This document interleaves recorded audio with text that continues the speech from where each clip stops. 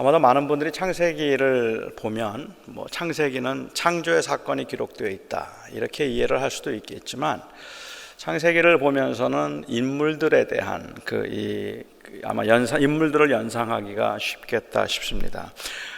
성경엔 창세기는 특별히 대표적인 인물들을 중심으로 해서 창세기의 이야기들을 끌어가고 있기 때문에 그렇습니다.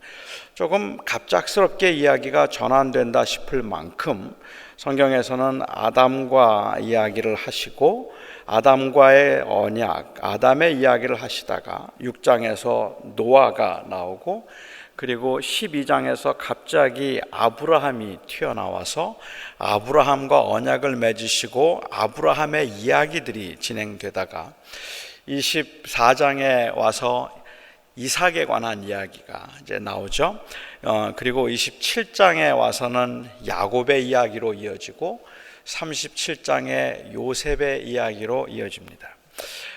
아담의 이야기가 나오고 노아의 이야기가 나오고 아브라함과 이삭과 야곱의 이야기가 나오는 이유는, 그것은 바로 창세기가 언약의 책이기 때문에 그렇습니다.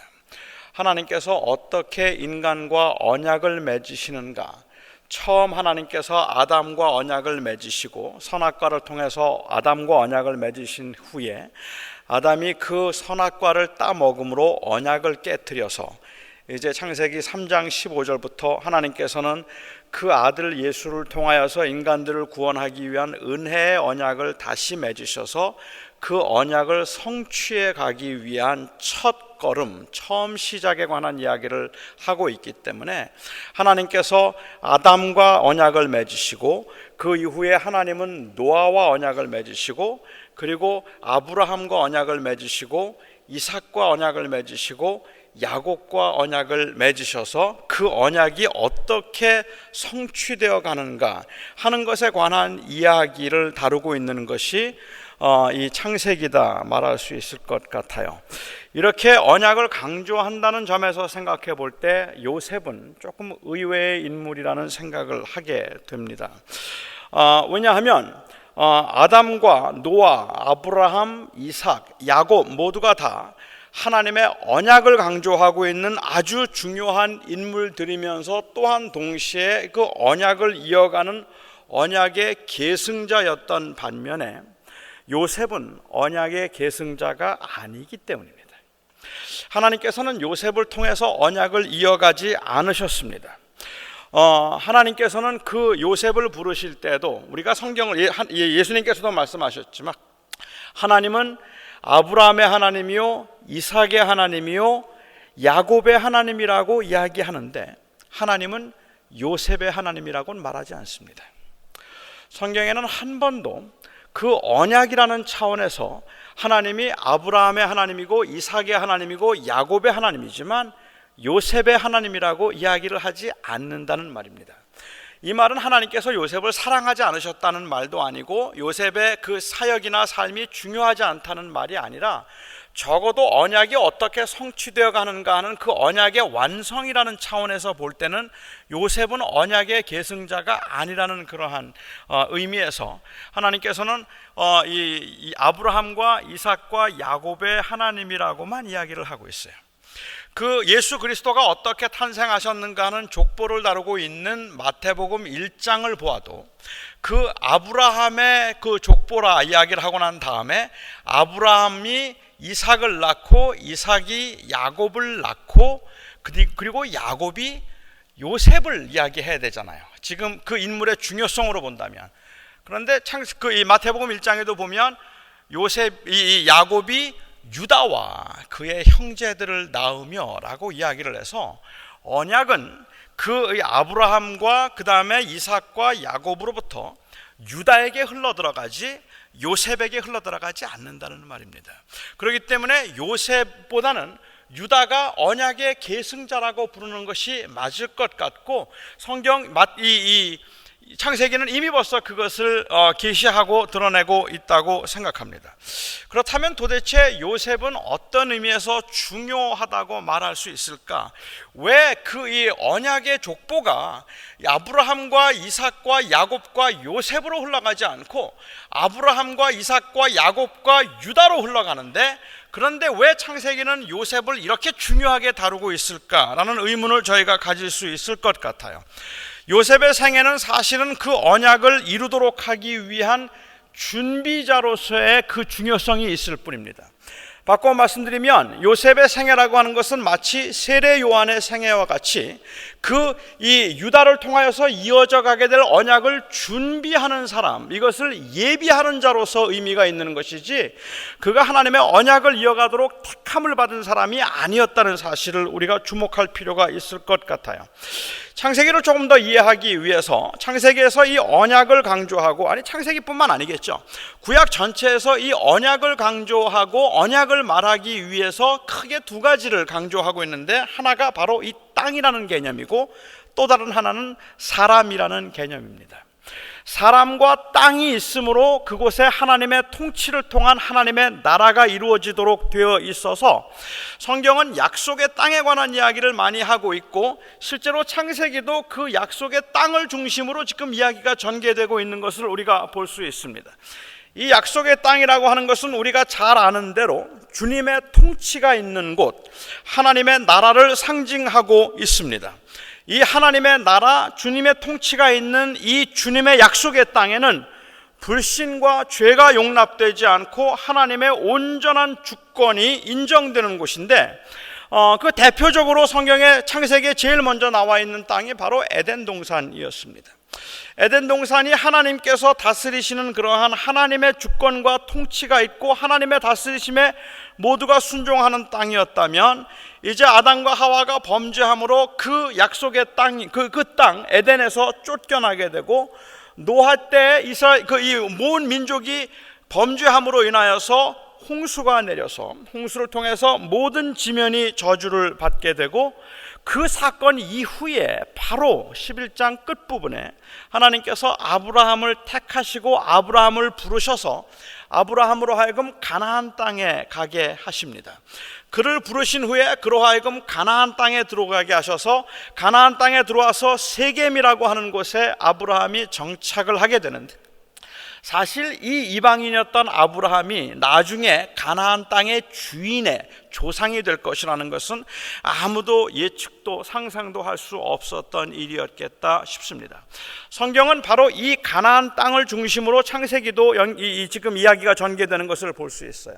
아브라함이 가나안 땅에 들어가고 난 다음에 그게 정착하고 얼마 지나지 않아서 기근이 있어서 애굽으로 피난을 갔다가 다시 가나안 땅으로 돌아와서 그 가나안 땅을 회복하는 일이 있고, 그 이후에 야곱도 이 이스라엘 이 에서에게 미움을 받아서 결국은 가나안 땅을 버리고 그의 삼촌 집에 가 있다가 20년이 지나고 난 후에 다시 가나안 땅으로 들어오도록 그렇게 이야기가 되고 있고, 겨우 70명밖에 되지 않았던 이 야곱의 자손들이 기근으로 인하여서 다 굶게 되었을 때 하나님께서 예비하셨던 이 요셉을 통하여서 하나님께서는 그 70명이 애굽에 들어가게 하시고, 애굽에서 400년을 지나고 난 다음에 하나의 민족을 이루어서 가나안 땅으로 다시 돌아가게 하셨습니다.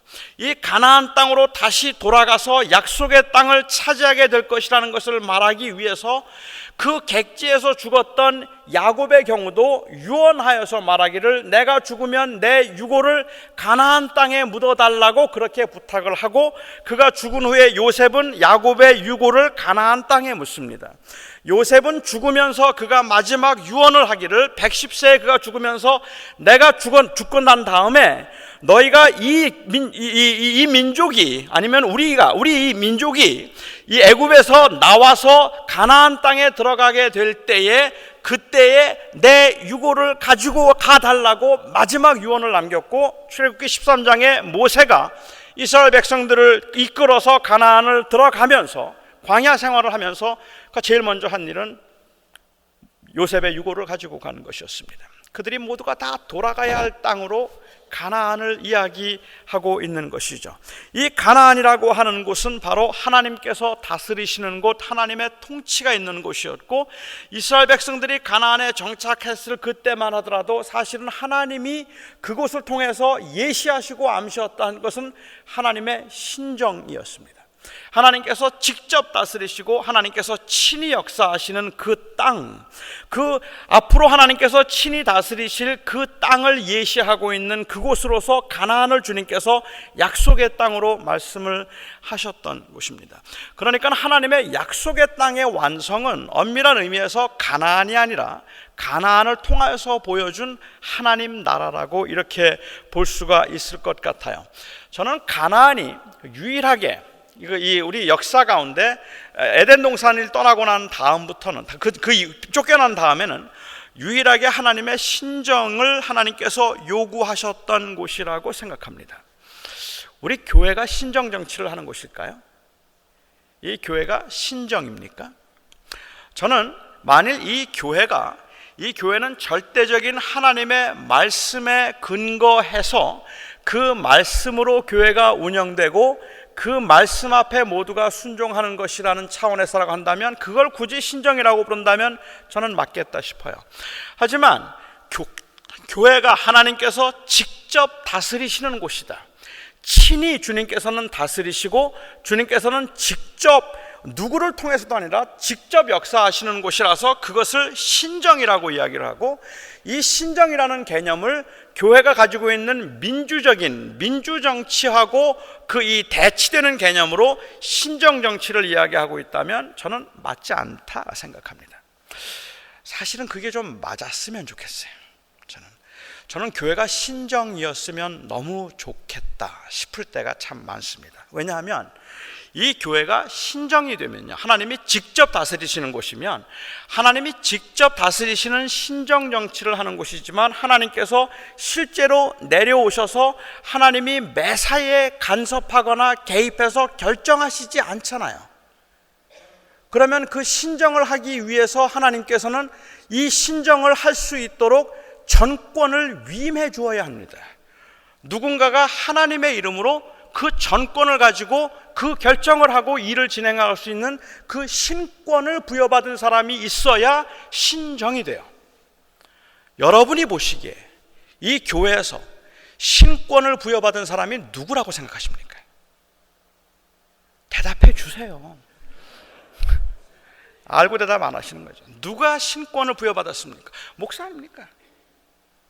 목사가 신권을 부여받은 거죠. 목사가 하자 그러면 하는 거고, 목사가 하지 말자 그러면 하지 않는 거고, 목사에게 대적하는 자는 하나님을 대적하는 것이니 다 저주를 받을 것이고, 목사를 잘 대접하는 사람은 하나님을 잘 대접하는 것이니 모든 일들을 형통하게 하실 것이다. 하나님께서는 그렇게 목사에게 신권을 주셔서 그 신적인 권한을 가지고 이 교회를 움직이고 이 교회에 하나님의 이름으로 서 있는 사람이기 때문에 결국은 목사가 하는 말대로 따라해야 된다는 것을 말하려고 교회는 신정정치를 하는 것이라고 말한단 말이에요. 저는 아니라고 생각합니다. 신정정치는 없다고 생각하는 거예요. 교회는 민주정치입니다. 교인들을 통해서 하나님께서는 하나님의 뜻을 보여주시고 하나님의 말씀을 주신 후에 이것을 절대적 기준으로 생각하는 모든 하나님의 사람들이 정말로 하나님의 말씀이 그렇게 가르치는가 하는 그 하나님의 말씀의 원리에 따라서 우리에게 주어진 일을 기도하며 양심적으로 교인들이 결정하고 교인들의 결정을 하나님의 뜻인 것처럼 존중하고 행하는 것이 바로 민주정치란 말입니다. 그런데 그것이 바로 교회 정치라고 저는 생각해요. 그러니까 신정정치라는 말 속에 혹 어떤 특정한 인물들이나 아니면 그 목사가 하나님께로부터 부여받은 절대적 권한을 가지고 있다고 생각하고 그 권한을 행사할 수 있다고 생각을 해서 신정이라고 말한다면 이거는 엄밀한 의미에서 아주 지극히 위험한 독재일 뿐입니다. 하나님의 나라 말고는 하나님께서 누구에게도 이 신권을 부여하신 적이 없습니다. 목사를 포함해서 누구도 하나님을 대신해서 이 신권을 가지고 있거나 아니면 하나님을 대행하기 때문에 그 사람 대적하면 벌받고 그 사람에게 잘하면 복을 받는 하나님과 같은 동격에 있는 사람이라고 생각하는 것은 such a blasphemy. 이거는 참남된 말에 틀림이 없습니다. 이 세상에는 아무도 그런 사람 없습니다. 그건 위험한 것 같아요. 가나안 땅은 좀 달랐어요. 가나안 땅은 하나님께서 친정을 하신 것처럼 그렇게 보여질 만큼 하나님은 철저하게 그 왕을 세우기 전까지 하나님께서는 그렇게 이스라엘 백성들을 인도해 가셨던 것을 볼 수가 있습니다. 우리가 구약에서 또 하나 볼 수 있는 이 약속을 이루는 특징 중에 하나는 이 사람들입니다. 하나님께서는 사람과 언약을 맺으셨습니다.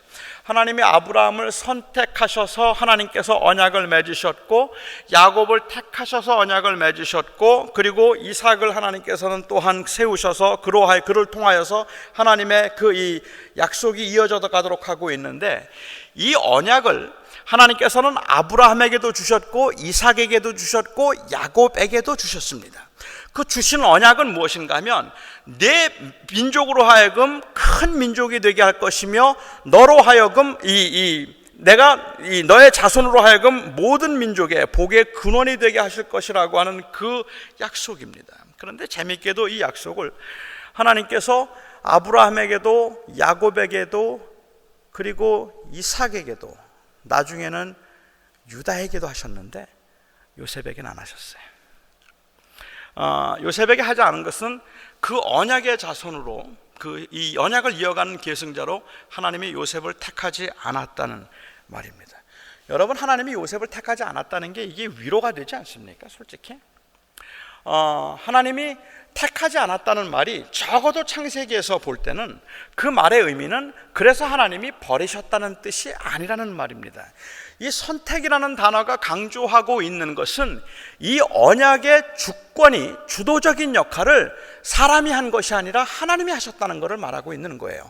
그 선택이 강조하고자 하는 것은 인간에게 자유의지가 없다는 이야기를 하는 것도 아니고, 여기 선택이라고 하는 것은 하나님께서는 누구를 사랑하시고 누구는 사랑하지 않으셔서 누구를 버리셨다, 이런 이야기를 하고 있는 게 아니라는 말입니다.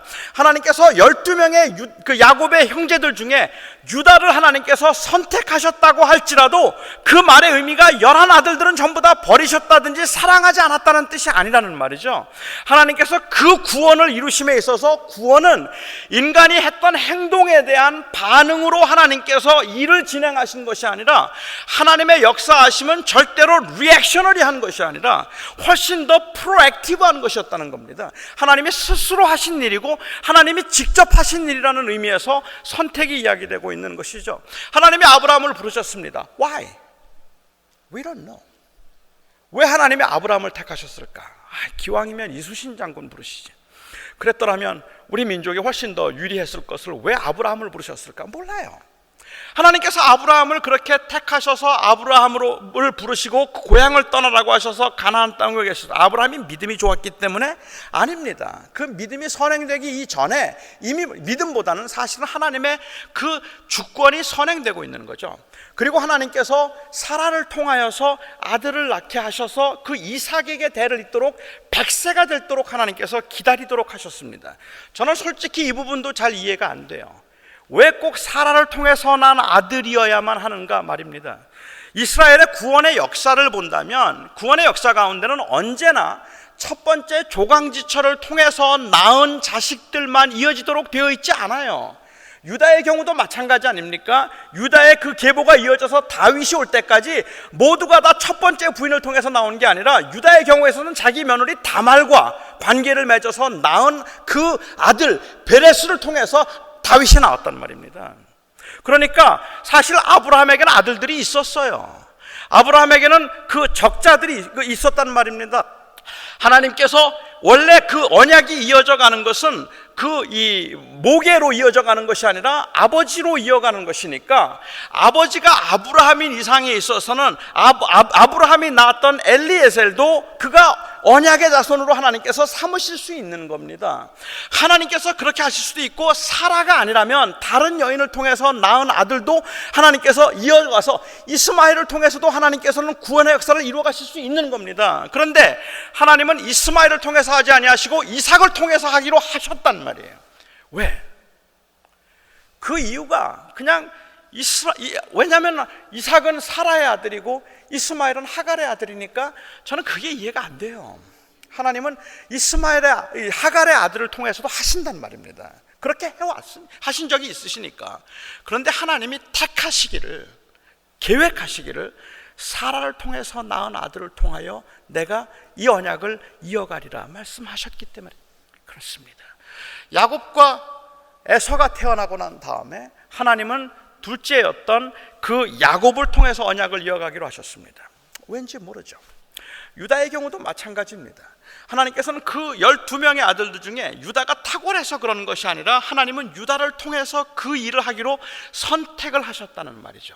여기에 선택을 하셨다는 선택이라는 단어가 강조하고 있는 것은 그것은 인간에게는 의지가 없다는 말도 아니고 인간은 노력은 다 헛되다는 그러한 뜻에서 이야기하고 있는 것이 아니라 구원은 전적으로 하나님의 손에서 나온다는 말입니다. 이거는 온전하게 하나님이 하시는 일이고 하나님의 주권 계획 가운데 그 아들을 통한 구원을 이렇게 계획하셨다 하는 것을 보여주기 위한 것입니다. 그렇게 본다면 이 요셉의 위치가 도대체 무엇일까 하는 것을 좀 우리가 생각해 볼 때 우선 첫 번째로 생각해 볼 수 있는 것은 저는 요셉의 경우는 이 아브라함의 자손으로서 이스라엘 민족을 보존하도록 하기 위해서 요셉을 하나님께서 택하신 것이다라고 말할 수 있을 것 같습니다. 요셉은 이 계시를 구체적으로 알고 있었습니다. 우리 창세기 50장에 있는 말씀을 한번 볼까요? 50장 24절 말씀. 안 올라오나요?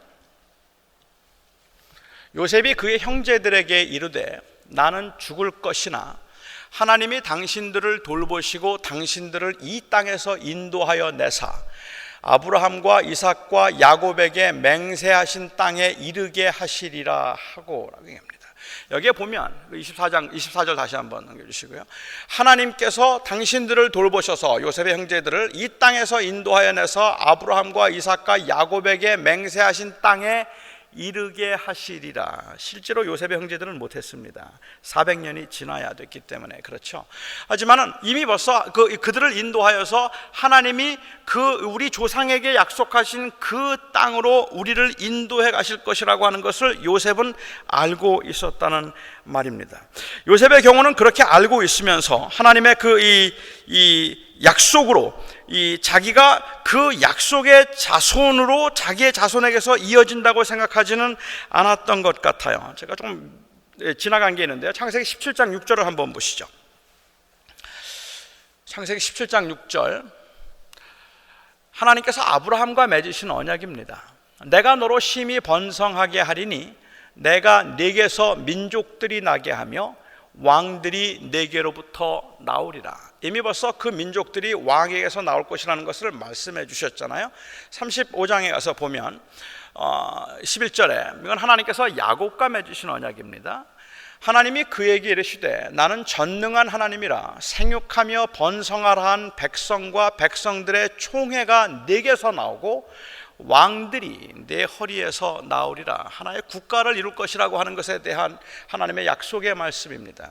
그리고 난 다음에 창세기 49장을 넘어가서 보시면 창세기 49장 8절에 야곱이 죽기 전에 12아들에게 축복을 해주는데 유다를 위해서 축복을 할 때 이렇게 축복을 해요. 유다야, 너는 내 형제의 찬송이 될지라 내 손이 내 원수의 목을 잡을 것이요 내 아버지의 아들들이 내 앞에 절하리로다. 유다는 사자 새끼로다. 내 아들아, 너는 움킨 것을 찢고 올라갔도다. 그가 엎드리고 웅크림이 숫사자 같고 암사자 같으니 누가 그를 범할 수 있으랴. 규가, 여기에 규라고 하는 것은 셉터입니다. 임금이 들고 있는 작은 막대기죠. 이것은 그의 권위를 의미하는 것이기도 하고 그의 어떤 판결의 이 권위를 의미하는 그러한 굉장히 중요한 소중한 그 임금의 권위를 말하는 것인데 이 셉터가 유다를 떠나지 아니하며 통치자의 지팡이가 그 발 사이에서 떠나지 아니하기를 실로가 오시기까지 이르리니 그에게 모든 백성이 복종하리로다. 유다를 통하여서 왕들이 나오게 될 것이며 그 왕들을 통하여서 만왕의 왕이신 예수 하나님의 아들 실로에서부터 이 실로가 올 것이라고 하는 것을 여기에서 이미 벌써 예언하고 예시해서 언약을 말씀하고 계시는 것을 우리가 볼 수가 있습니다. 요셉은 야곱이 특별히 총애했던 아들이었지만 그가 노예로서 굉장히 험난한 외국 생활을 하게 됩니다. 하지만 하나님께서 그를 특별히 사랑하시고 그와 함께 하셔서 애굽의 총리로 부상하도록 하셨는데, 이것은 우리가 요셉의 이야기를 보면서 저는 요셉에게 귀한 점들이 많다고 생각해요. 하지만 그럼에도 불구하고 창세기가 말하라고 하는 건 요셉이 이렇게 깨끗하게 살았기 때문에, 요셉이 이런 의욕을 가지고 이런 열정을 가지고 살았기 때문에 하나님께서 요셉을 축복하셔서 그를 총리로 만들어 주셨다, 이런 이야기가 요셉의 주제가 아니라고 저는 생각합니다.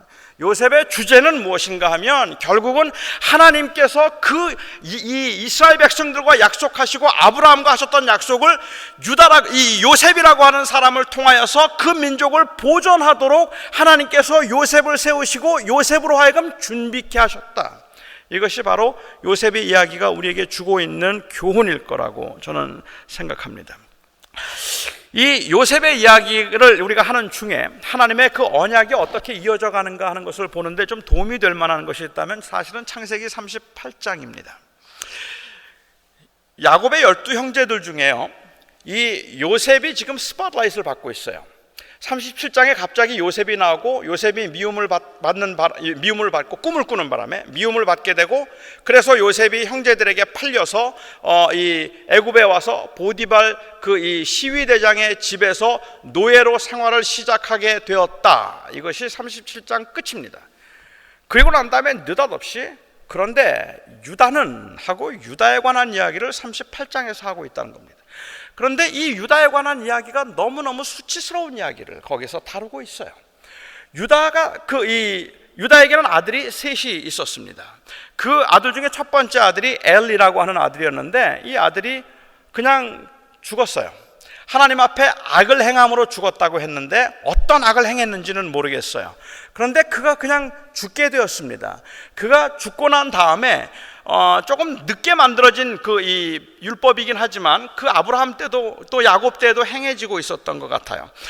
이 죽고 난 다음에 원래 법대로 하면 이 형의 동생이죠. 동생이 형수와 결혼을 해야 합니다. 그래서 그 형의 대가 이어지도록 해야 합니다. 형의 대가 이어지도록 하는 것은 굉장히 중요한 일입니다. 왜냐하면 이것은 그 기업을 누가 이어가는가 하는 것의 문제이기 때문에 그래요. 예를 들면 이렇게 한번 보죠. 저희는 사형제가 있습니다. 사형제가 있는데 사형제에게 다 준 기업으로 준 땅이 있다고 하죠. 진짜 그랬으면 얼마나 좋을까.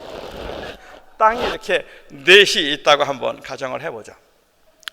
그런데 제게 주어진 땅은 영원히 저와 저 자손을 위해서 주어진 땅이라 이거는 팔아도 50년이 지나면 돌아와야 합니다. 희년이 되면 다시 돌아오는 땅이고 아무도 가질 수 없는 땅입니다. 근데 예외가 생겨요. 제가 결혼을 했는데 자식이 없이 제가 죽은 겁니다. 그러면 그 땅을 누가 갖죠 이제? 그 땅을 누가 갖습니까? 가질 사람이 없어요. 그렇기 때문에 그 자식이 없이 죽으면 그러면 동생이 그 형수와 혼인하여서 대를 이어주도록 해야 합니다. 그렇게 대를 이어주도록 하면 그 아이를 낳아주면 그 아이가 이제 갖는 거죠. 그 땅을 소유하게 되는 건데, 사실 동생이 형의 이 대를 이어주지만 않는다면 그 동생 거예요. 그래서 그 오난이라고 하는 둘째 아들이 이런 악한 마음을 품고 형수와 결혼을 했지만, 그렇지만 형수하고 잠자리를 같이 하지 않음으로 인하여서 하나님께서 그를 치셔서 죽게 만들었습니다. 세 번째 아들도 이렇게 죽을까 하는 두려움이 있었던 것 같아요. 그래서 셀이라고 하는 아들이 세 번째 아들이 있었는데 유다가 이 세 번째 아들을 그 다말이라는 자기의 며느리에게 주지 않고 장성하고 난 다음에 하자고 이것을 유보했습니다. 그런데 장성한 다음에도 결혼을 허락하지 않는 거예요. 그 아들을 주지 않는 겁니다. 그래서 이 다말이라고 하는 여인이 꾀를 냅니다. 그 아버지를 속이기로 한 거죠. 시아버지를 속이기로 한 겁니다. 시아버지를 속여서 자기가 창녀인 것처럼 행세를 했어요. 창녀처럼 행세를 하고 아버지가 그 창녀인 이 창녀라고 생각한 여인에게 들어갔을 때 이제 돈을 내야 되잖아요. 염소 새끼 한 마리를 달라. 근데 염소 새끼가 없었어요. 그러니까 그러면 그 증표로 지팡이와 도장을 달라라고, 그렇게 끈과 허리끈과 지팡이와 도자기를 달라라고 얘기했습니다. 그래서 그 세 가지를 증표로 주고 나중에 이 염소 새끼를 주겠다고 약속을 했습니다. 그리고 그 후에 이 여인을 찾았는데 못 찾았어요. 그래서 유다가 결국은 그 끈과 도장을 그냥 잃어버리고 염소 새끼도 주지 못하고 그러고 있던 차에 자기의 며느리였던 다말이 임신했다는 소식을 들었습니다. 대노해서 이 며느리를 죽이겠다 생각해서 그를 불러서 신문하고 죽이려고 하는데, 그런데 다말이 그때 그 지팡이와 유다의 지팡이와 끈과 도장을 내놓았습니다. 그리고는 이 아이는 당신의 아들입니다 라고 얘기해요. 아마 여러분들이 지금 이 글을 보시면서 이 세상이 완전히 그냥 다 망할 집안이구나, 뭐 이런 집들이 다 있는가라고 생각을 할 수밖에 없는 그런 상황이 지금 벌어지고 있는 겁니다. 그런데 그때 유다가 깨달았어요. 그리고는 그가 했던 말이 내가 나보다 더 지혜롭다, 내가 나보다 더 옳다라고 이야기를 했습니다. 왜냐하면 결국은 만일 그렇게 하지 않았더라면 그 유다의 자손이 끊어져서 더 이상은 언약이 이어질 수 없는 그러한 상황이 되기도 하고, 또 다른 하나는 하나님께서 셀이 아니라 베레스를 통해서 이 유다의 왕인 다윗을 낳도록 그렇게 하나님께서 계획하셨기 때문에 하나님의 그 약속의 계획이 어떻게 이루어지는가 하는 것을 보여주기 위해서 유다라고 하는 이 인물을, 그 요셉이 스팟라이트를 받고 있는 중에 하나의 실루엣으로 유다를 슬쩍 보여주고 있다고 저는 생각합니다. 그런데 그 사건을 통해서 강조하고자 했던 것은 무엇인가 하면, 하나님이 그 하나님의 구원 계획 가운데 이제 요셉이 이 길을 예비하고 나면 유다의 자손에게서 왕이 나올 것이라고 하는 것을 알려주시기 위한 사건이었다고 생각합니다. 그러니까 사실 창세기의 주인공은 어찌 생각하면 요셉인 것 같지만 그 뒤에 실루엣처럼, 그림자처럼 보이고 있는 그 유다가 하나님께서 택하신 하나님의 사람으로서 하나님의 언약이 이어져 가고 있는 그 라인이었다고 볼 수 있을 것 같아요. 제가 이렇게 장황하게 설명을 드렸는데, 자, 그렇다면 요셉의 생애를 통해서 우리가 얻을 수 있는 교훈이 도대체 무엇일까 한번 생각해 보시기를 바랍니다. 저는 요셉에 관한 책들을 참 여러 권들을 읽었습니다. 이번을 준비하면서도 제가 한 4권을 새로 책을 사서 4권을 또 읽었어요. 그런데 요셉에 관한 책을 읽을 때마다 제 마음속에 드는 아쉬운 생각이 있다면, 너무 요셉을 너무 높이고 있다는 생각이 들어요. 요셉을 너무 이야기를 하고 있는데, 가령 요셉을 누구라고 하는가 하면, 요셉을 우리가 이야기할 때 요셉은 꿈을 꾸는 사람이다 라고 얘기합니다. 그래서 제가 다음 주에 좀 더 자세하게 다루겠지만, 요셉은 꿈을 꾸는 사람이라고 이야기를 하고, 이렇게 꿈이 있어서 그 꿈을 가지고 고난 중에 있을 때에도, 환난 중에 있을 때에도 꿈을 실현하고 꿈을 붙들고 견디고 인내하고 참아서 마침내 그 꿈을 이룬 사람 요셉이라는 그러한 강조를 할 때도 많이 있는 것 같아요. 하지만 우리가 엄밀히 그 성경을 보면 요셉은 아무것도 한 게 없어요. 그냥 어느 날 자는데 꿈을 꿨을 뿐이에요. 그냥 꿈을 꿨을 뿐이에요. 그리고 요셉이 사실 유명해지게 되는 것은 꿈을 해석해서 유명해지는데, 그 꿈을 해몽하는 것조차도 사실은 요셉이 할 수 있었던 요셉의 권한 안에 있는 것이 아니었습니다. 요셉은 자기가 내가 이런 꿈을 꾸게 되고 하나님께서 나에게 이런 비전을 주셔서 내가 내 형제들로 하여금 나에게 절을 하도록 하는 그 꿈을 주셨기 때문에 내가 어떤 역경과 환난도 견디어서 기어코 이들로 하여금 내게 절하게 만들겠다는 그러한 생각을 가지고 살았던 사람이 아닙니다. 요셉의 생애에서 중요한 것은 그런 그의 꿈이 아니라는 말입니다. 17살 된 사람이 이 아이가 만일 형제들이 나에게 다 절하게 만들겠다는 꿈을 꿨다면, 그렇다면 솔직히 제 동생이 그러면 저라도 가만 안 둬요. 그렇게 하면. 그런 꿈을 지금 요셉이 꾸고 있는 게 아니라는 말입니다. 요셉의 꿈의 특징은 요셉의 비전이 아니라 하나님의 비전입니다. 하나님의 계획이라는 말이죠. 두 번째로 우리가 요셉의 생애에 대해서 오해하고 있는 것 중에 하나가 있다면 무엇인가 하면 고난 끝에 이루는 성공의 본을 보이는 자. 요셉은 정말 고난을 많이 받았습니다. 정말 고생을 많이 했습니다. 하지만 그렇게 고난을 당하고 그렇게 어려운 일을 만날 때도 그가 낙심하지 않고 성실하게 행했더니 하나님께서 그에게 복을 주셔서 그로 하여금 총리가 되게 하셨습니다. 이와 마찬가지로 우리가 지금 이 땅에 살면서 비록 고난을 당하고 있기는 하지만, 비록 우리가 힘들고 어려운 일을 만나고 있기는 하지만, 우리가 그 어렵고 힘든 가운데서 우리가 잘 인내하고 믿음으로 이것을 견디면 하나님께서 복을 주셔서 애굽의 총리가 되는 것처럼 그렇게 크게 세워주실 것입니다. 이것이 만일 이 창세기에 나와 있는 요셉의 이야기를 통해서 교훈이라고 말한다면, 글쎄요, 제가 조금 너무 과할지 모르겠지만 처음에 말씀드렸던 두 가지가 다 그 비전을 가지고 비전을 이룰 수 있는 그러한 열정, 혹은 고난 중에 인내하고 참음으로 기어코 성공하게 되는 그러한 이 성공 스토리, 저는 솔직히 좀 세련된 기복주의라고 생각합니다. 세련되게 보이긴 하지만 결국은 기복이에요. 제가 이야기는 그렇습니다.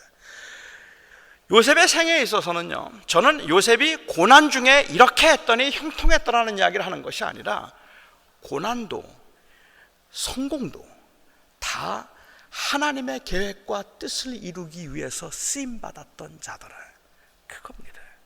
내가 어려운 일을 만났어도, 힘든 일을 만났어도 그것이 하나님께서 하나님의 백성들을 섬기도록 하기 위해서 준비된 일이었던 것이고, 요셉의 생애에 정말로 이 의미가 있는 것은, 요셉은 내가 이렇게 했더니 이렇게 성공해서 부자가 되었다라는 이야기가 아니라 하나님께서 요셉을 준비하시고 요셉이 하나님의 뜻에 순종하여서 그렇게 하나님 앞에 믿음으로 행함으로 인하여서 이스라엘 백성들을 구원할 수 있었더라. 자기의 유익이 아니라 하나님의 나라의 유익을 이야기하고 있는 겁니다. 내가 어떻게 성공할 수 있겠는가라고 하는 성공 스토리나 성공의 비결에 관한 이야기를 하고 있는 게 아니라는 말이죠. 우리는 굉장히 요셉의 생애를 굉장히 미화시켜서 그럴듯하게 얘기하는데, 결론은 어떻게 하면 이 땅에서 잘 살고 행복하고 성공해서 다른 사람들의 인정과 대접을 받을 수 있을까라고 하는 것을, 그것에 궁극적인 목적을 두고 있다면 그게 기복이 아니고 뭐겠습니까? 우리는 가난할 수 있어요.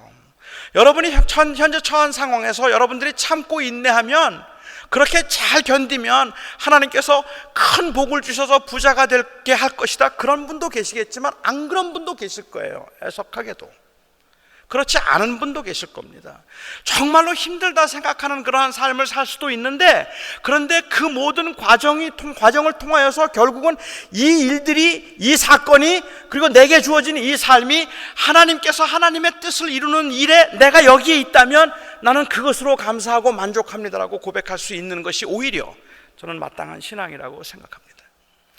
죽도록 외지에 가서 고생하던 어느 선교사님이, 정말로 고생을 많이 하던 선교사님이, 그 선교지에서 힘들게 어려운 가난한 사람들, 병든 사람들, 외로운 사람들, 그리고 복음을 알지 못하는 사람들을 위해서 그야말로 헌신적으로 그냥 수없이 병이 들고 낫고 하면서 그렇게 복음을 전하고 헌신적으로 하나님을 섬겼더니 하나님께서 이 선교사를 축복해 주셔서 한국의 모 대형교회 담임 목사로 불러가셨다.